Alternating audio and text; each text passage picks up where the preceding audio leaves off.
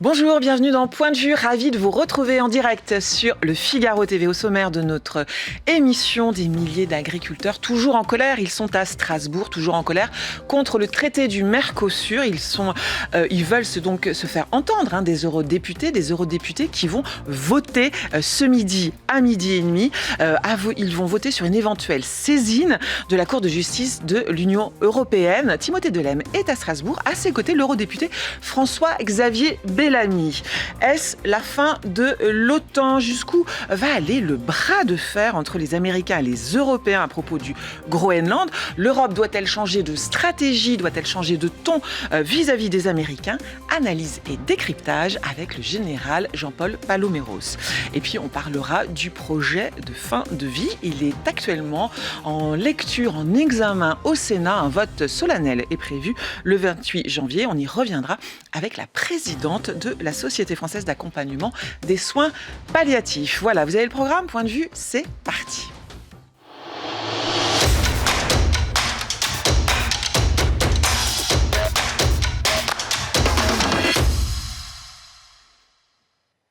Allez, on va partir, on va prendre la direction de Strasbourg, du Parlement européen où nous attend Timothée Delem, notre envoyé spécial. À ses côtés, l'eurodéputé François-Xavier Bellamy, alors que les eurodéputés sont appelés à voter tout à l'heure, dans quelques minutes, à 12h30. Absolument. Bonjour Anne-Emmanuel, bonjour à tous. Vote crucial aujourd'hui ici au Parlement européen à Strasbourg avec cette saisine de la Cour de justice européenne. C'est en tout cas ce que souhaitent un certain nombre de députés. 150 députés de plusieurs pays ont déposé cette demande donc pour la saisine de la Cour de justice européenne. On va demander ce qu'il en pense justement à François-Xavier Bellamy, chef de file des députés Les Républicains ici au Parlement européen. Bonjour monsieur le député, merci d'être avec nous. Vous l'avez dit, vous entendez voter en faveur dans quelques instants de cette saisine de la Cour de justice européenne. Le vote est prévu à partir de 12h30. Pour quelles raisons allez-vous la voter ? D'abord, c'est nous qui l'avons déposé, qui avons co-signé cette saisine avec Céline Imar, qui travaille sur ce sujet depuis des mois avec tous les députés Les Républicains de notre délégation au Parlement européen. Nous avons déposé cette saisine et nous allons la voter en espérant qu'elle puisse passer. D'abord parce que nous voulons que la Cour de justice se prononce sur le Mercosur. Nous voyons qu'il y a dans le processus qui a conduit à ce traité bien des failles juridiques manifestes. La première d'entre elles, c'est que cet accord a été divisé en deux pour que les parlements nationaux ne puissent pas se prononcer sur sa ratification. Comme vous le savez, comme les Français le savent sans doute, la Commission européenne a effectivement un mandat pour négocier les accords de commerce, pour négocier la politique commerciale de l'Union européenne au nom des 27 États membres. Mais quand elle veut signer un accord de commerce avec un pays ou une région du monde, cet accord doit être ensuite ratifié par le Parlement européen et par tous les parlements nationaux. C'est le signe que l'Union européenne est l'occasion pour chacun de nos pays de se renforcer, non pas de perdre sa souveraineté ou de se diluer. Et nous voulons que nos collègues parlementaires français à l'Assemblée nationale, au Sénat, nous avons reçu hier une délégation de députés, de sénateurs Les Républicains, emmenés par nos présidents de groupe, Laurent Wauquiez, Mathieu Darnaud. Nous voulons que les députés français qui représentent les Français puissent exercer, que les sénateurs français puissent exercer leurs prérogatives constitutionnelles et celles qui leur est conférées par les traités. Et il y a dans cette scission de l'accord en deux une forme évidemment de manœuvre pour empêcher que cette ratification ne se déroule normalement. Alors justement, l'objectif effectivement c'est que la Cour doive ensuite se prononcer, ce qui ralentirait finalement le processus d'adoption de ratification de ce traité. On parle de quelques mois, peut-être 6 mois, le temps effectivement que la Cour ne se prononce. Mais est-ce que finalement ce que vous tentez de faire aujourd'hui en déposant effectivement cette demande, est-ce que c'est pas de gagner du temps? Est-ce que finalement le sens de l'histoire, c'est pas malgré tout que ce traité du Mercosur finisse par être adopté? On ne cherche pas à gagner du temps, on cherche à faire en sorte que la démocratie soit respectée, ce qui n'est pas un petit objectif. Sur le sujet du contenu de cet accord, il y a 2 choses importantes à dire. La première chose, c'est que le Mercosur pose un problème fondamental. Non pas parce qu'il ne ferait pas des gagnants. Évidemment que dans l'économie européenne, beaucoup gagneraient à cette signature de l'accord avec le Mercosur. Y compris côté français d'ailleurs, on parle notamment de tout ce qui concerne les produits pharmaceutiques, l'automobile également. y compris d'ailleurs même certaines filières agricoles. C'est une certitude. Aujourd'hui, les spiritueux, le vin, les produits laitiers pourraient sans doute apparaître comme gagnants dans cet accord. Mais le problème, c'est que le coût serait immense pour des filières qui sont d'ailleurs aujourd'hui très fragilisées. Je pense en particulier à l'élevage, je pense aussi à la filière sucrière, je pense aux céréales, des filières entières de la production agricole française qui seraient mises encore plus en danger au moment où nous voyons l'ampleur des menaces qui pèsent sur elles. Et ça, nous le disons, ça ne peut pas être accepté parce que l'agriculture, la production agricole, la production alimentaire ne peut jamais être considérée comme une variable d'ajustement.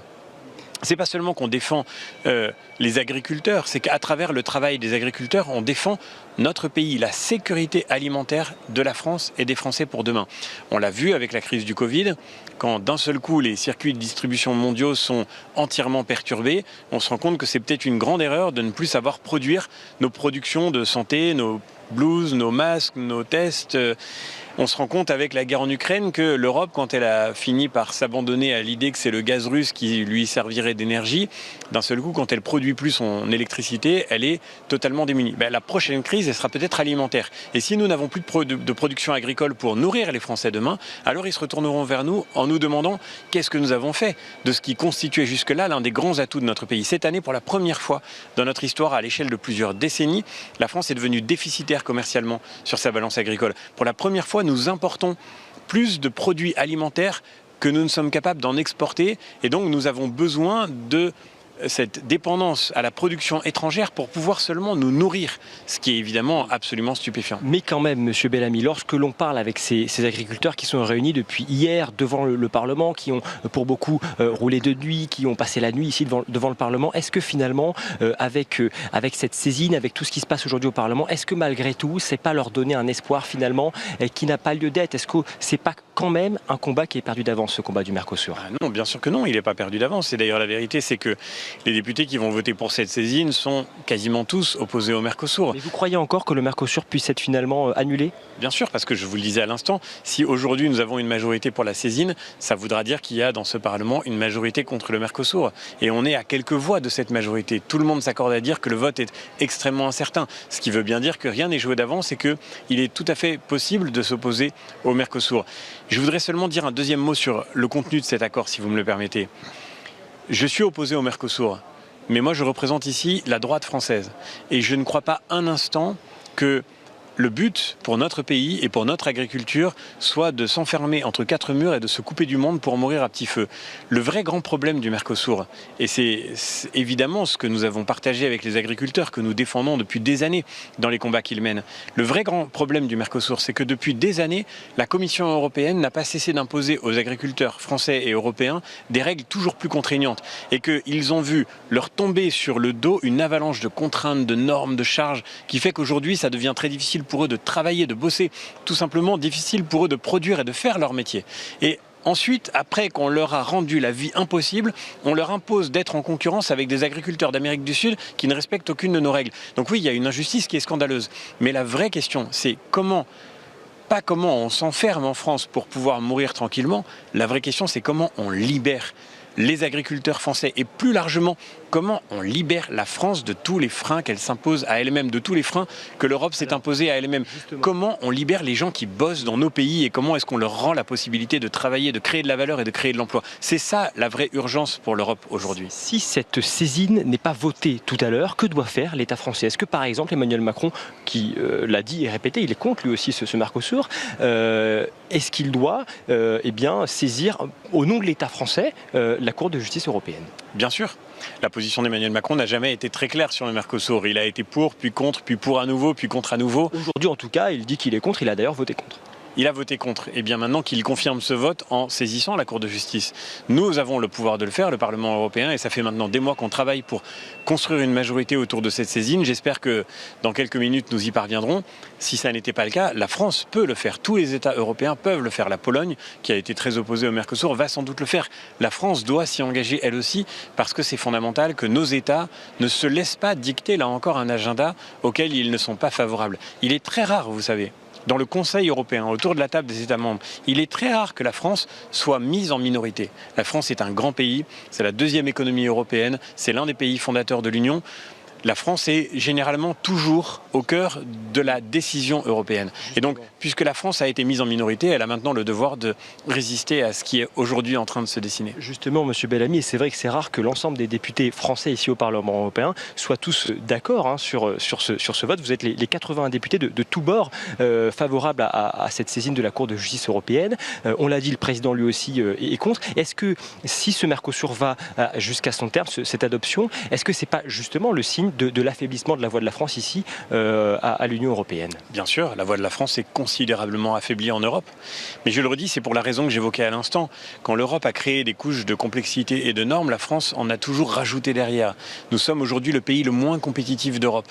Nous avons aujourd'hui, et d'ailleurs l'Assemblée nationale, le Sénat n'ont cessé d'alerter sur le sujet, nos parlementaires LR au Sénat comme à l'Assemblée ont voté contre toute nouvelle hausse d'impôts. Mais malheureusement, le budget qui nous est proposé va encore aggraver la facture pour les grandes entreprises françaises. Et on va avoir une surtaxe d'impôt sur les sociétés qui va encore plomber les comptes de nos propres entreprises. Donc la France aujourd'hui est devenue le boulet de la compétitivité européenne. Nous avons 5% de déficit budgétaire l'an dernier. Notre dette angoisse toute l'Europe.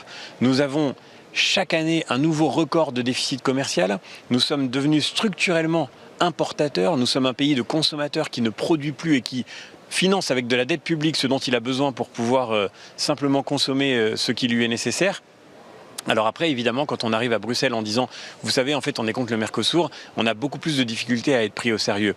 Et moi, je veux porter la voix d'une France qui soit crédible, pas seulement parce qu'elle tient des lignes claires pour la défense, par exemple, de l'agriculture comme une filière stratégique, mais aussi parce que la France doit faire les efforts nécessaires pour retrouver son élan, pour retrouver son dynamisme. On ne peut pas à la fois dire que notre grand projet de société, c'est d'abroger la réforme des retraites et de travailler toujours moins, et ensuite expliquer qu'on va faire la leçon aux Européens sur comment doit marcher l'économie mondiale, parce que ça ne marche pas. Et aujourd'hui, dans l'Europe, avec les mêmes règles que nous, avec la même monnaie unique, la plupart des pays européens sont excédentaires commercialement, ils sont exportateurs. Pour eux, le Mercosur, c'est une opportunité. Et nous, on a le devoir de reconnaître que pour nous, Français, c'est difficile de les priver des marchés qu'ils espèrent à travers cet accord, alors que nous sommes en réalité aujourd'hui en train de mettre en danger toute la zone euro par une trajectoire budgétaire complètement délirante. Et c'est vrai que la France, François-Xavier Bellamy, a longtemps été une grande puissance exportatrice en matière agricole. Vous êtes du Parti des Républicains, généralement plutôt favorable à tout ce qui est libre-échange, aux échanges, à la mondialisation. Est-ce que là, en vous opposant à ce Mercosur, est-ce que vous ne craignez pas d'être taxé finalement de protectionnisme, ce qui est me semble-t-il, pas vraiment dans le sens des valeurs que vous prenez chez les Républicains? Non, nous voulons une France qui exporte, vous l'avez dit, nous voulons une France qui rayonne dans le monde. Nous croyons à la force de nos entreprises et nous croyons en particulier au savoir-faire exceptionnel de nos agriculteurs. La France, c'était la deuxième plus grande puissance agricole du monde. Et aujourd'hui, notre but, c'est de rendre à l'agriculture son destin en France, qui est de produire et d'exporter. Et je crois à ça. Et c'est ce qui fait qu'aujourd'hui, oui, avec la gauche, on va voter pour la saisine du Mercosur. Ça ne veut pas dire que je sois d'accord avec la gauche sur ce que doit être l'avenir de l'agriculture. Vous êtes encore favorable au traité de libre-échange aujourd'hui dans leur ensemble ? Je crois en revanche qu'on ne peut pas faire de l'agriculture une variable d'ajustement. Et ce faisant, je ne suis pas protectionniste. Je pense à la même chose que toutes les grandes économies mondiales. Les États-Unis protègent leur agriculture.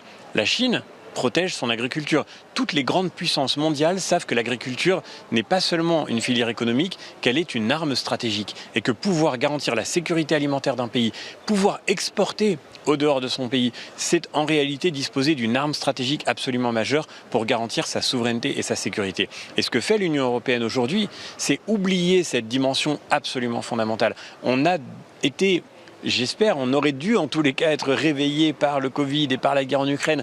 On devrait pouvoir se dire qu'il y a des secteurs qui ne sont pas des secteurs comme les autres et qu'un État, une entité politique déterminante comme l'Union européenne a d'abord le devoir de garantir que les citoyens de nos pays pourront choisir ce qu'ils mangent et pourront être certains de pouvoir s'alimenter demain. Merci François-Xavier Bellamy, merci d'avoir répondu à nos questions ici depuis le Parlement européen. Vous l'avez compris, Anne-Emmanuelle, vote crucial ici qui est prévu cet après-midi à partir de 12h30 au Parlement européen à Strasbourg. Merci Timothée Delem. On va suivre avec attention évidemment ce vote. Merci à Camille Jaïr qui vous accompagnait pour les images. Bonjour Général Jean-Paul Palomero. Bonjour. Merci d'être en direct avec nous sur le plateau de Point de Vue. On va parler avec vous évidemment de cette crise au Groenland, ces tensions entre les Américains et les Européens. Trump, c'est un jour très important aujourd'hui. Il est attendu à Davos pour un face-à-face avec les Européens. Vous avez été commandant suprême des forces alliées en charge de la transformation de l'OTAN, et il s'agit bien de l'OTAN dont on va parler. Vous avez été en charge entre 2012 et en 2015. En quelques mots, avant qu'on parle de cette crise qui occupe l'actualité en ce moment, à quoi consistait votre mission ? C'était absolument passionnant. C'est un poste éminent puisque c'est un des 2 commandants suprêmes de cette magnifique organisation qu'est l'OTAN, 32 pays aujourd'hui. Et qui est en charge, en fait, de la transformation, c'est-à-dire la préparation de l'avenir. Et l'avenir, ça commence aujourd'hui, si vous voulez. Donc, ça influe, c'est un poste très influent sur les choix qui sont faits dans l'OTAN.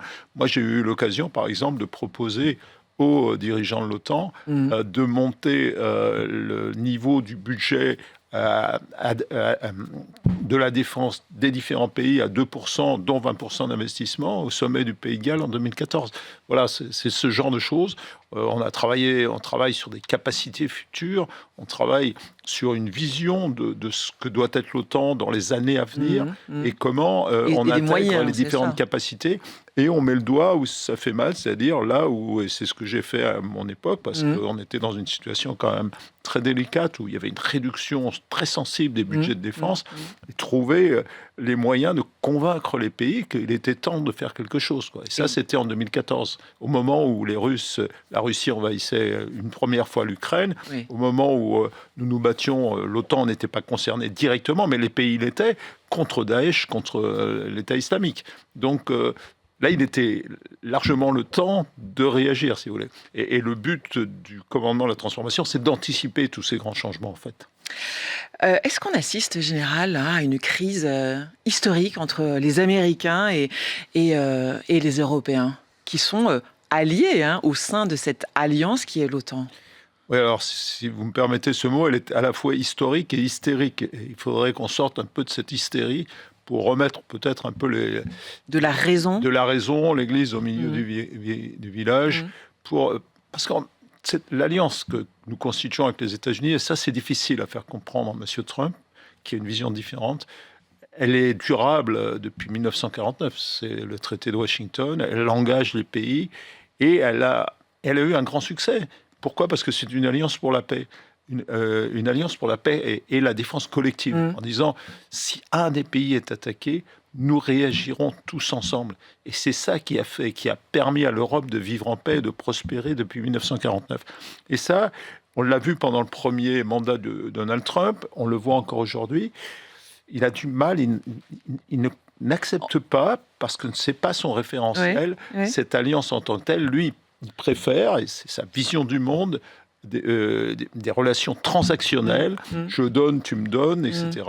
Et c'est aux autres membres de l'OTAN, il y en a quand même 31. Certes, les États-Unis sont le plus gros pays. C'est le grand frère, quoi. Le grand frère, oui, souhaitons-le. Mais en tout cas, les 31 pays sont volontaires pour continuer. Enfin, il y a plus que volontaires. Moi, il y a une très grande adhésion à l'OTAN. Moi, j'étais ravi de rencontrer tous ces pays, qu'ils soient grands, petits, moyens, parce qu'ils étaient tous sur la même ligne. On va se défendre ensemble si on est attaqué. Et aujourd'hui, l'attitude de la Russie laisse penser que c'est possible. Mais les Européens, les 31 membres, et entre autres les Européens, parce qu'il y a aussi la Turquie au sein de l'OTAN. Il y a 23 pays de l'Union européenne. Ont besoin des États-Unis, mais on peut dire aussi que les États-Unis ont besoin des Européens. Il ne faut pas l'oublier. On est des points. L'Europe est un point d'appui pour les Américains. On l'a vu, par exemple, en juin dernier, lors de l'opération Midnight Hammer. C'était l'opération qui ciblait les sites nucléaires en Iran, par exemple. Ils se sont appuyés sur des bases allemandes. Bien sûr, c'est un ensemble. Les pays européens représentent quand même des pays les plus évolués en termes économiques, en termes industriels. Alors c'est vrai qu'ils sont dépendants des Américains, la plupart en tout cas, en termes de défense, et c'est bien le sujet. À force d'accepter cette dépendance, on s'est mis sous la coupe américaine, alors même que les présidents américains demandaient à ce qu'on s'émancipe. C'est ça qui est paradoxal. Est-ce que c'est une demande pas tout à fait illégitime depuis des Américains? Depuis Eisenhower, les Européens doivent faire plus. Et c'est inscrit dans le traité. Alors le traité, il dit d'une part qu'il faut harmoniser nos politiques économiques, et on voit qu'on en est loin. Donc ça, c'est une première encoche dans le traité. Et le deuxième traité dit chacun doit faire son boulot. Et ça, on ne l'a pas fait complètement. Mais il y a quand même, il faut l'avouer, un effort qui est fait par les Européens. Regardez les Allemands, regardez la France, alors, avec le budget qui va arriver. Une marche de plus de 6 milliards qui est devant nous. C'est quelque chose. Donc on ne peut pas dire que les Européens n'ont pas pris conscience. Peut-être tardivement, mais mieux vaut tard que jamais. Pour revenir sur la crise actuelle et les tensions qui montent, il y a des exercices militaires. L'hypothèse d'une intervention militaire des Américains au Groenland, elle semble folle ou elle pourrait être probable. C'est l'avis du Premier ministre du Groenland. Il a dit qu'il faut se préparer. L'usage de la force n'est pas à exclure. Elle n'est pas à exclure, mais souhaitons qu'elle le soit malgré tout. C'est vrai qu'on a du mal à imaginer le pire, et il faut plutôt... Il faut l'imaginer, mais il faut tout faire comme le font aujourd'hui les différents présidents et chefs de gouvernement de l'Alliance. Je crois que c'est bien de poser le problème sous l'angle de l'OTAN. Voilà. Parce que c'est ça dont il s'agit, c'est la défense collective. Monsieur Trump a dit pourquoi je veux acquérir le Groenland? Parce qu'il y a des problèmes de sécurité. Bon, ben ok, traitons globalement à 32 les problèmes de sécurité du Groenland. Moi, j'ai essayé de pousser à le faire quand j'étais au poste de commandant de transformation. Mais c'était très difficile parce que, en particulier, vous aviez les États-Unis et le Canada qui avaient des bisbilles et qui ont encore des bisbilles sur le partage des mers.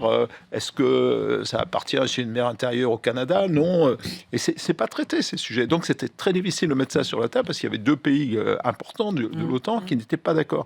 Et aujourd'hui, évidemment, se repose la question du Groenland qui mérite d'être défendu. Et je crois que M. Trump a raison de dire on a un problème de sécurité. Très bien. Et ben justement, allons-y, faisons des exercices, préparons-nous. Les Danois ne peuvent pas le faire tout seuls, mais c'est ça, la défense collective, c'est ça aussi, c'est de faire tous ensemble, d'imaginer les points de faiblesse, de développer une stratégie pour les réduire et donc d'éviter que ce soit pris comme un alibi par M. Trump pour, d'une manière ou d'une autre, annexer le Groenland. Je rappelle aussi que l'accord de 1951 des États-Unis avec le Danemark, avec le Groenland, prévoit que les États-Unis peuvent absolument déployer des forces sur le territoire du Groenland pour le défendre.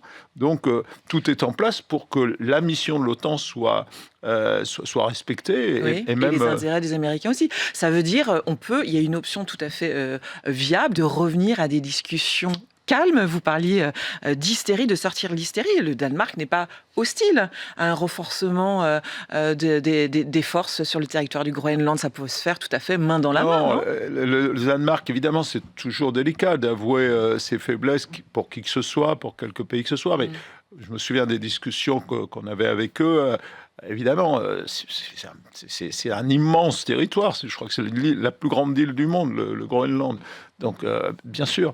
Mais c'est pour ça qu'on a créé une alliance solidaire. C'est justement pour traiter. Vous savez, les pays qui rejoignent l'OTAN n'ont pas forcément les moyens de leur défense. Donc l'OTAN leur apporte quelque chose. Mais on attend d'eux aussi qu'en contrepartie, ils fassent cet effort. Et bien, là, c'est un effort collectif. Et les Européens, visiblement, sont prêts à le faire. Ils ont bien compris le problème. Ils ont bien compris que le Grand Nord, c'était un vrai sujet.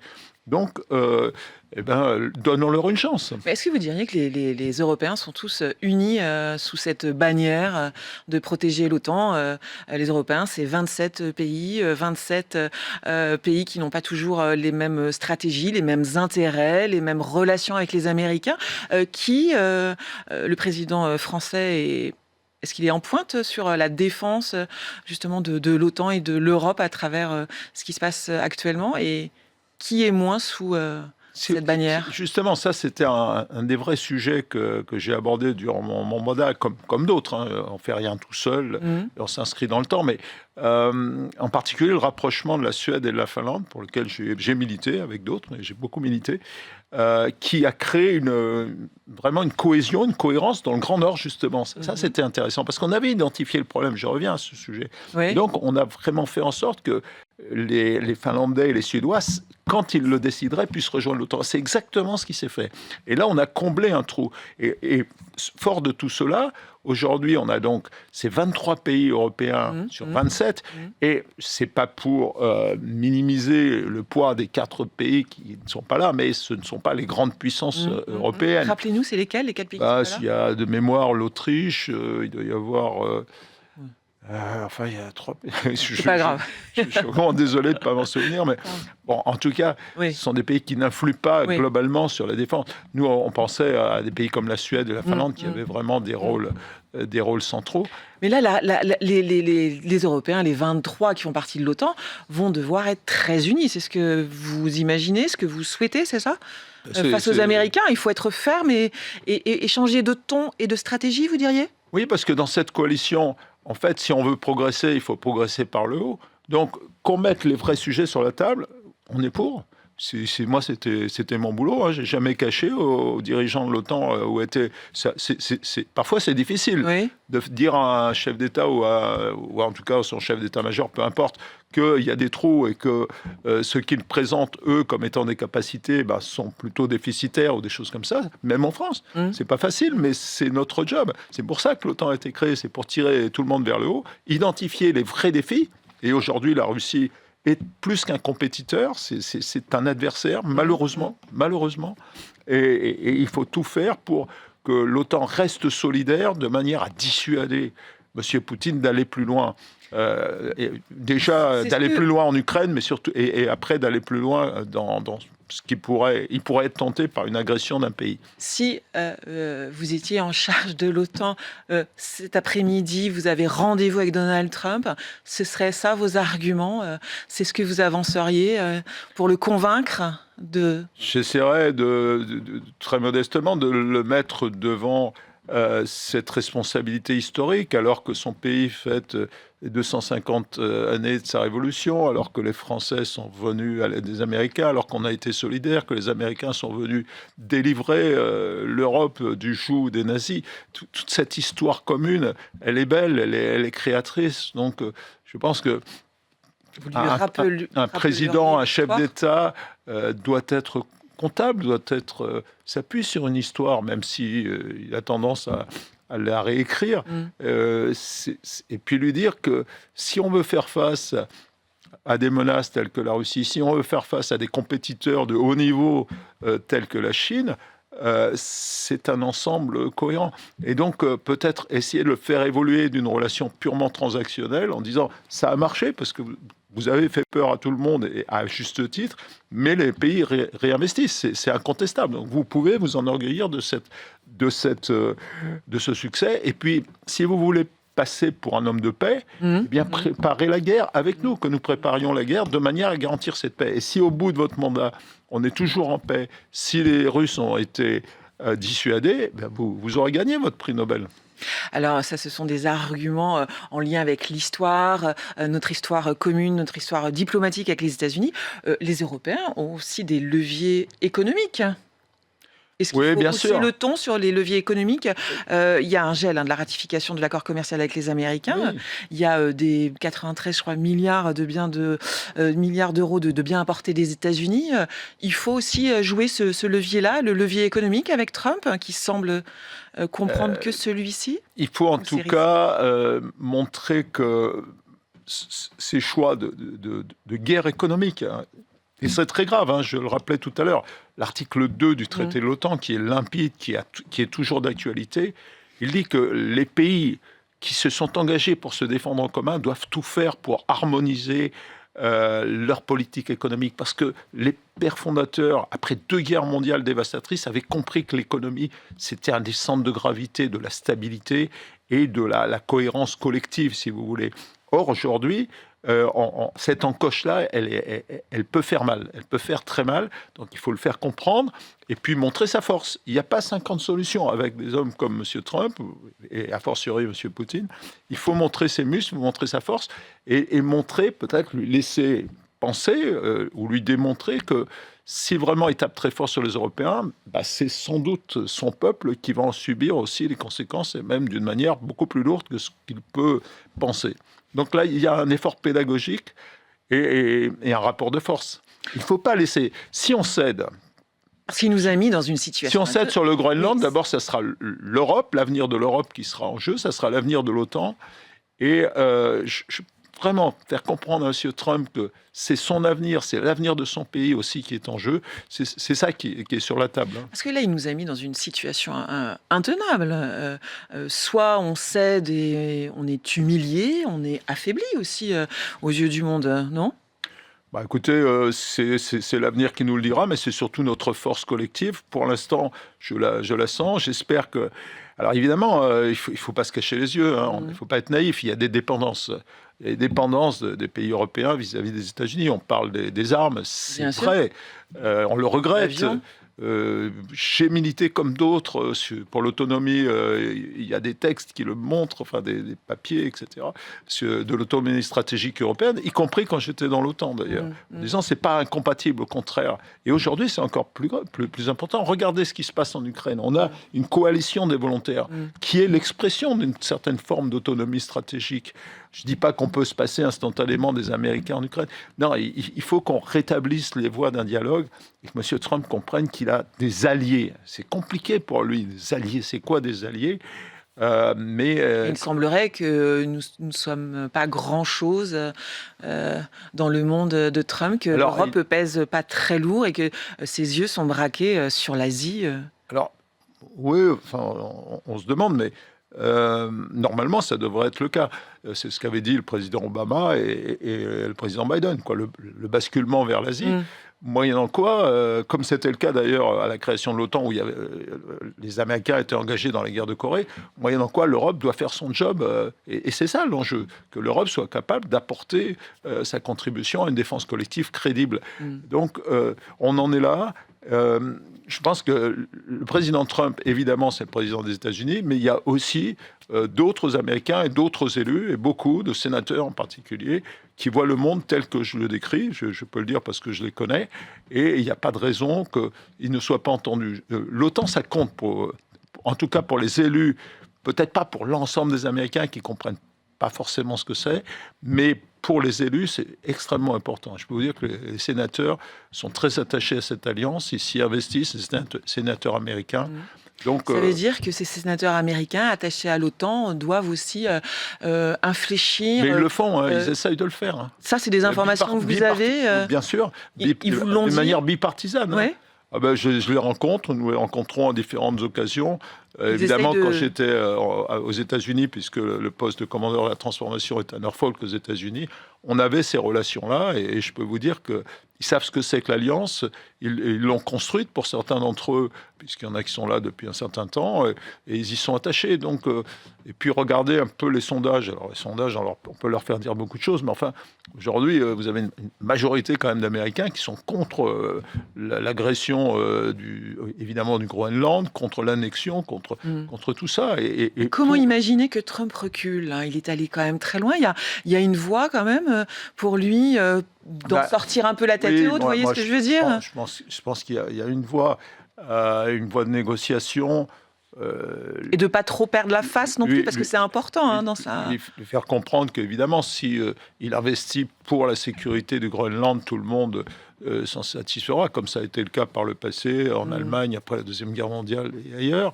Après, qu'il y ait une contrepartie à cet investissement, après c'est à traiter avec les Groenlandais eux-mêmes, qui sont à la fois autonomes. C'est compliqué, Oui, ils ont un Groenland, statut... parce qu'ils ont quand même voté contre l'Union européenne, donc ils sont citoyens européens, mais leur territoire n'est pas européen. Enfin, Alors, il y a aujourd'hui Davos, Donald Trump sera à Davos, on va suivre ça avec beaucoup d'attention. Et jeudi, eh bien, les 27 tiennent un sommet extraordinaire.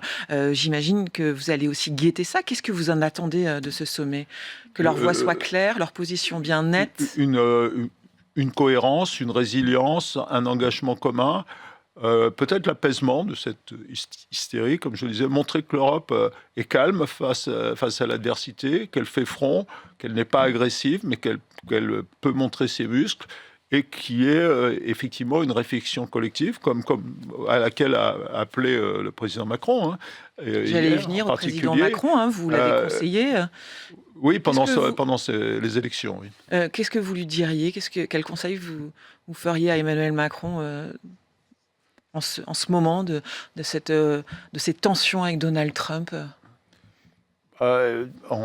Déjà en politique interne, c'est de faire en sorte que nous puissions réaliser nos ambitions, parce que si nous ne montrons pas l'exemple, c'est pour ça qu'il faut un budget, c'est pour ça qu'il faut construire, c'est pour ça que, pour la défense et dans d'autres domaines aussi, c'est montrer que l'autonomie stratégique, ça a un sens et qu'elle se construit avec l'addition, en quelque sorte, le tout étant supérieur à la somme des parties, en quelque sorte, avec l'addition des moyens des différents pays, et surtout garder cet alignement qui compte pour le soutien à l'Ukraine. N'oublions pas l'Ukraine, c'est quand même le vrai sujet du moment. On peut discuter du Groenland, mais l'Ukraine, c'est l'avenir de l'Europe. La guerre continue. La guerre continue, on finirait par l'oublier. Il y a des milliers et des milliers de foyers qui n'ont pas d'électricité aujourd'hui en Ukraine, donc ne lâchons pas. Et évidemment, c'est un enjeu, il faut que les Américains restent à bord aussi. C'est un ensemble. Mais ce n'est pas en détournant le regard et ce n'est pas en faiblissant qu'on arrangera quoi que ce soit. Merci, Général Jean-Paul Paloméros, de votre présence et de votre analyse et décryptage sur la crise du Groenland. Merci d'avoir été avec nous. On passe à un autre sujet, celui de la fin de vie. Les textes de loi sont cette fois-ci au Sénat en première lecture. Ils sont en examen toute la semaine. Un vote solennel aura lieu le 28 janvier prochain. Les évêques de France alertent et rappellent que pour eux, seuls les soins palliatifs sont la bonne réponse. Je vous propose d'écouter Monseigneur Rouget, évêque de Nanterre. Il était sur le plateau lundi de Point de vue. Ce qui m'étonne beaucoup, je dois dire, c'est que ce sujet, quoi qu'on en pense, est d'une très grande gravité, d'une très grande importance. Le président de la République a voulu en faire un marqueur de son quinquennat. Et il y a eu plus de 8 ministres de la Santé en 3 ans. Je ne suis pas sûr que tout le monde aujourd'hui connaisse le nom de la ministre de la Santé en exercice. Et personne ne sait si elle sera elle-même au Sénat cette semaine pour porter le texte, puisqu'elle est en campagne législative entre le premier et le deuxième tour d'une élection législative partielle dans laquelle elle se présentait. Je trouve qu'il y a une sorte de désinvolture institutionnelle invraisemblable. Notre conversation démocratique, elle doit au moins passer par une certaine gravité, par un certain sérieux, et vraiment je m'étonne que cette gravité et ce sérieux ne semblent pas aujourd'hui au rendez-vous.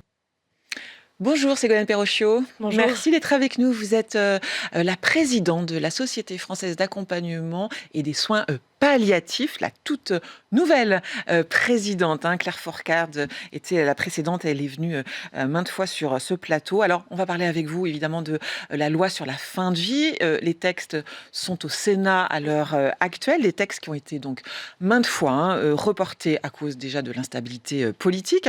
Donc les voilà au programme depuis hier au Sénat, en séance publique. Il y a un vote solennel le 28 janvier. 2 textes qui sont passés par la Commission des affaires sociales. Qu'est-ce qu'il en est sorti par rapport à la copie qui sortait de l'Assemblée nationale ? Alors la première des choses, et qui me paraît en fait la chose fondamentale, c'est que ce texte qui est sorti effectivement de la Commission des affaires sociales valide le principe d'un geste létal, valide le principe de la possibilité d'un suicide assisté avec une travers exception d'euthanasie. le terme de dispositif d'assistance médicale à mourir. Voilà. C'est ça Ils ont changé un petit à peu ce à quoi vous faites référence. Exactement. Et ça, c'est les mots ont leur importance et effectivement, on nous invente tous les jours des nouveaux mots pour décrire la même réalité. Et cette réalité-là, c'est le suicide assisté et l'euthanasie pour les patients qui ne seraient pas en capacité de s'auto-administrer le produit eux-mêmes. Donc ça, c'est vraiment la première des choses. Et c'est un peu une surprise parce que venant du Sénat, qui est donc à droite, on ne s'attendait pas à ça, c'est ça, non ? En tout cas, on aurait pu s'attendre effectivement à ce qu'ils s'opposent au principe. Ils ne s'opposent manifestement pas au principe. Après, ils ont changé un peu les critères et surtout un petit peu le dispositif, avec là pas mal d'ambivalence. Pour nous, la première des choses qui ne va pas du tout dans le bon sens, c'est que le Sénat, plus encore que le texte de l'Assemblée nationale, en Oui. fait, introduit, et j'allais même dire incruste, le geste létal dans la pratique du soin, dans le quotidien du soin.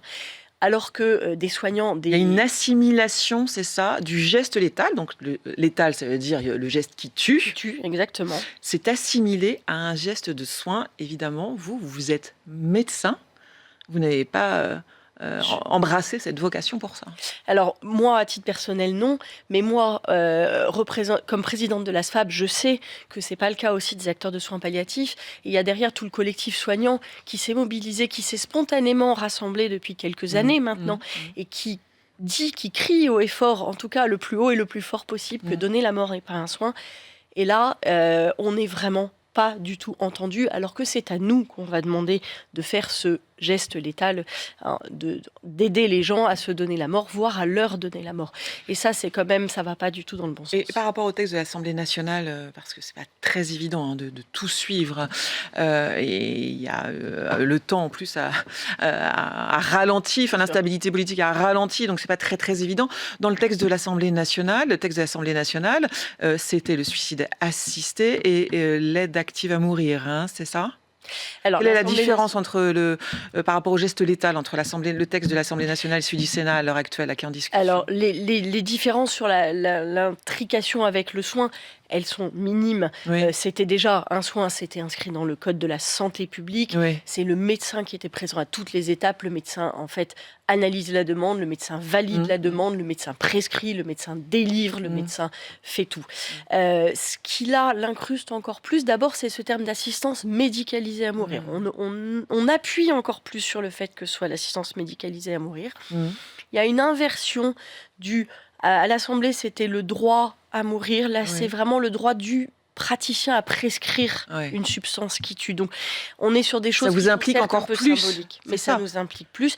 Et on garde le médecin à toutes les étapes. C'est vraiment le médecin qui est tout puissant. On revient à la toute puissance du médecin. Certes, c'est la demande du patient, mais c'est vraiment le médecin qui va juger si oui ou sinon il peut prescrire cette substance létale. Et puis la deuxième chose qui va dans ce sens de l'incruster dans les pratiques du quotidien, c'est que tout dans ce dispositif sorti du Sénat, enfin sorti de la Commission des affaires sociales, se calque sur les critères et les processus de la sédation profonde et continue, qui est un soin pour soulager les patients en toute fin de vie, quand ils ne sont pas soulagés et qu'ils préfèrent être endormis plutôt que de vivre éveillés le temps qu'il leur reste. Et là, on calque le dispositif de donner la mort sur les mêmes critères, sur les mêmes processus, presque la même collégialité. Et donc, il y a un risque aussi de confusion majeure, de confondre ce qui est un acte de soin, c'est-à-dire un acte pour soulager, et un acte qui est un acte différent, qui est celui de donner la mort. Ça va dans le même sens, c'est l'assimilation, ce que vous disiez, du geste létal au geste de soin. C'est la même logique qui est à l'œuvre, là, visiblement. C'est la même logique qui est à l'œuvre. Et ça, c'est vraiment pour nous des choses qui sont à la fois surprenantes de la part du Sénat et à la fois... qui vont pas du tout dans le bon sens.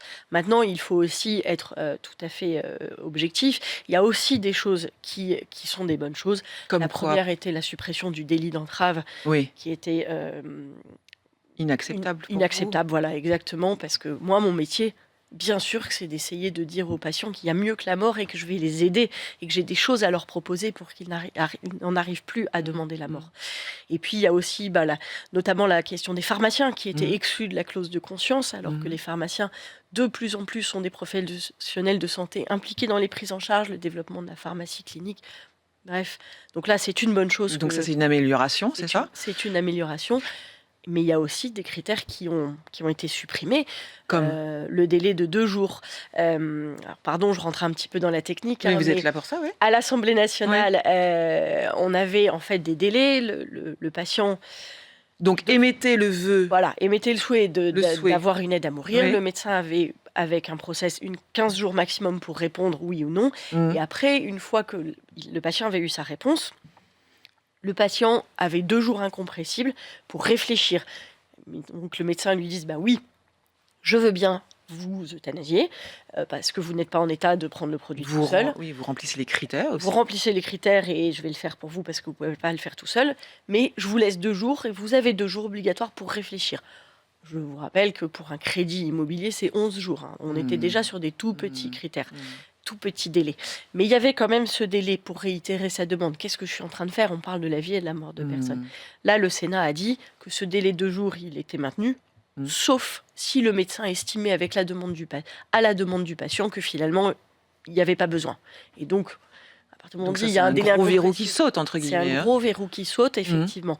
Donc, voilà, c'est un texte qui est très contrasté et qui, malgré des choses qui sont positives, pour nous, ne va pas dans le bon sens. Est-ce que les sénateurs restreignent cet accès, non, à l'aide à mourir? C'est plus ceux qui vont mourir que ceux qui veulent mourir. C'est bien le cas, c'est ça? En tout cas, ils restreignent effectivement l'accès, pour l'instant, à la question des patients qui sont en fin de vie à court terme. Donc le court terme, comme la sédation, c'est défini comme quelques heures à quelques jours. Donc on est vraiment sur la toute fin de vie. Donc, parce que là, qu'on soit bien clair, parce que ce n'est pas évident, ceux qui seraient concernés dans la copie du Sénat, ce sont donc des personnes dont le pronostic vital est engagé, une maladie incurable, des souffrances réfractaires, insupportables, c'est ça? C'est les mêmes critères qui sont des critères, c'est ces critères extrêmement larges que vous dites là, la souffrance. Enfin, c'est tout ça, mais avec la question au Sénat de être en fin de vie à court terme, c'est-à-dire quelques heures à quelques jours, autrement dit des gens qui sont en train de mourir. La vraie difficulté de ça, on peut se dire que c'est une bonne chose. Oui. Ceci étant, ça ne correspond absolument pas à la demande sociétale, puisque les patients qui sont en train de mourir, qui sont en toute fin de vie, d'abord, mon quotidien de médecin en soins palliatifs fait qu'il n'y a pas de demande. Ces gens-là, c'est ce que j'allais vous poser comme question. Ben voilà, ces patients-là, ils veulent être soulagés. Ils ne veulent pas qu'on abrège la vie. Ils voient bien de toute façon qu'ils sont en la fin. Par contre, ils veulent être soulagés, et avec la sédation notamment, mais pas que la sédation, avec tous les moyens dont on dispose, dont la sédation, on a les moyens de les soulager, de les apaiser, quitte à les endormir pour que ce temps-là se passe le mieux possible et qu'ils ne souffrent pas. La demande qui peut arriver chez des patients, voire qui peut persister dans de rares cas, même s'ils sont bien pris en charge, et la demande de la société, c'est bien en amont. Donc ce critère de court terme, je ne donne pas beaucoup de temps à l'Assemblée nationale pour rétablir le moyen terme, puisque c'est vraiment, ça ne correspond pas ni à un besoin des patients, ni à un besoin de la société. Donc je suis quasiment certaine que ce critère va rapidement disparaître. Comment vous allez vous mobiliser? Parce que j'imagine que c'est votre volonté de vous mobiliser pour porter votre vision et plus que votre vision, le sens de votre action, de votre vie. Comment vous allez vous mobiliser, vous, à la Société française d'accompagnement de soins palliatifs vis-à-vis des sénateurs? C'est prendre des rendez-vous avec chacun d'entre eux pour en faire entendre vos points de vue, vos témoignages, les situations que vous avez rencontrées, les retours de terrain, c'est ça? Voilà, c'est ce qu'on essaye de faire depuis que le CCNE, depuis l'ouverture de tout ce débat sociétal. C'est effectivement, oui, essayer de rencontrer, de proposer en tout cas aux sénateurs de les rencontrer, de proposer aux sénateurs, comme on l'avait fait avec les députés, de venir rencontrer les équipes de soins palliatifs, de venir au cœur des services faire une immersion dans vos services, c'est ça? Qui au quotidien s'occupent de ces patients, de venir voir la réalité d'abord de ce qui se passe pour ces patients, de ce qu'on peut leur proposer aujourd'hui, et puis aussi la réalité des inquiétudes des équipes, parce qu'aujourd'hui les équipes soignantes, dans leur immense majorité, sont extrêmement inquiètes de ce changement dans leur pratique aujourd'hui. Soigner, ça veut dire guérir autant que possible, soulager toujours, accompagner toujours. Demain, le risque, c'est que soigner veuille dire guérir autant que possible, soulager, accompagner, oui, mais donner la mort parfois. Et on peut je pense, facilement comprendre que c'est un changement extrêmement profond et perturbant de nos pratiques. Vous diriez que telle que la loi est écrite actuellement, elle est suffisante pour soulager les douleurs des patients. Vous pourriez dire à une famille ou à un patient ou à moi, enfin je serai moi-même en fin de vie, soyez rassurés, on a tous les outils, on a tous les médicaments, vous n'allez pas souffrir, ou il faut trouver aussi autre chose. Mais non seulement je pourrais le dire, mais je le dis régulièrement aux patients qu'on accueille en unité de soins palliatifs. Je leur dis, on sera là. Oui. Est-ce que ça vous fait néanmoins, peur, mais on est Ségolène là et on va vous Perrochio, soulager. il n'y a pas des situations, je ne dis pas qu'elles sont très nombreuses, où vous retrouvez, vous, soignant, en échec pour soulager un patient? Ça arrive? Pas dans les derniers jours de vie. Pas dans les derniers jours de vie parce qu'on peut les endormir. En revanche, bien sûr qu'il y a toute la période en amont où on a toujours le moyen de soulager, dans le sens il y a toujours des choses à faire, il y a toujours des choses à atténuer, des souffrances, des douleurs atténuées. Par contre, et ça serait faire insulte à ces patients qui témoignent de moments difficiles, de leur dire qu'on peut faire disparaître toutes les souffrances et la plus grande étant la peur de mourir, la peur de se dégrader, la peur de perdre son autonomie. Et oui, là-dessus, on a une forme d'impuissance. En revanche, Mais vous avez des solutions, vous avez des propositions. on a des solutions, on a des propositions, et on a surtout le regard. Peur de se dégrader et de perdre son autonomie, c'est avant tout peur d'être un poids pour les autres, peur du regard qu'on peut avoir, que les autres vont avoir sur vous.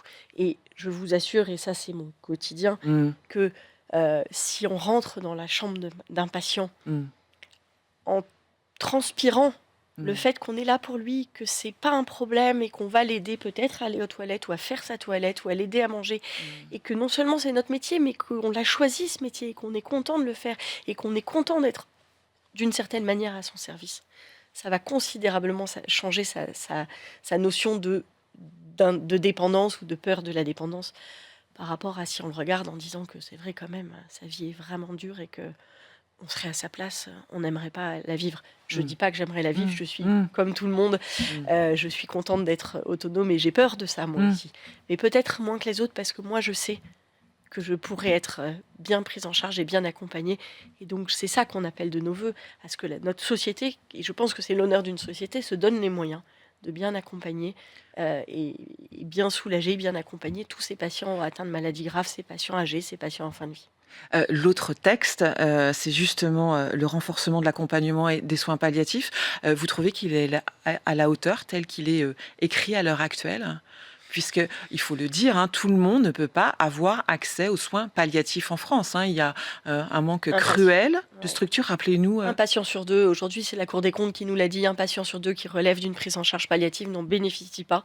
C'était les chiffres de mi-2023. Donc, aujourd'hui, on a une loi qui vise à garantir, à renforcer l'accès aux soins palliatifs.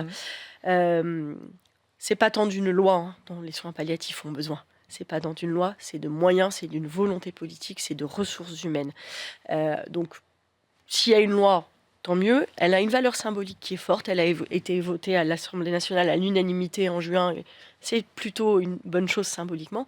Maintenant, on attend la suite, on attend le déploiement de la stratégie décennale qui aujourd'hui n'a toujours pas vraiment de pilote, n'a toujours pas de suivi. Oui, il y a eu des promesses de budget, je n'ai plus en tête les chiffres, mais j'ai un souvenir de 100 millions, mais je ne voudrais pas dire... 100 millions de nouvelles mesures par an, pour l'instant ça a été effectif en 2024, en tout cas dans le PLFSS, c'est dans le PLFSS 2025, mais il reste toutes les années à venir, et puis il faut aussi mettre ça en regard avec l'augmentation massive des besoins, parce que parallèlement à ces 10 années où il y a affiché pour l'instant une volonté de développer un certain nombre de choses qui vont dans le bon sens, il y a aussi une augmentation massive des besoins liés au vieillissement de la population.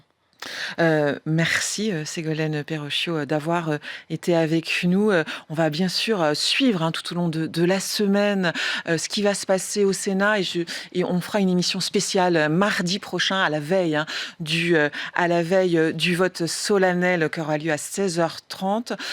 On rediffusera le documentaire de Laurence de Charette qui a été en immersion dans une unité de soins palliatifs dans le sud de la France. Merci d'avoir été en direct avec nous. Point de vue, c'est déjà fini. Merci de votre fidélité.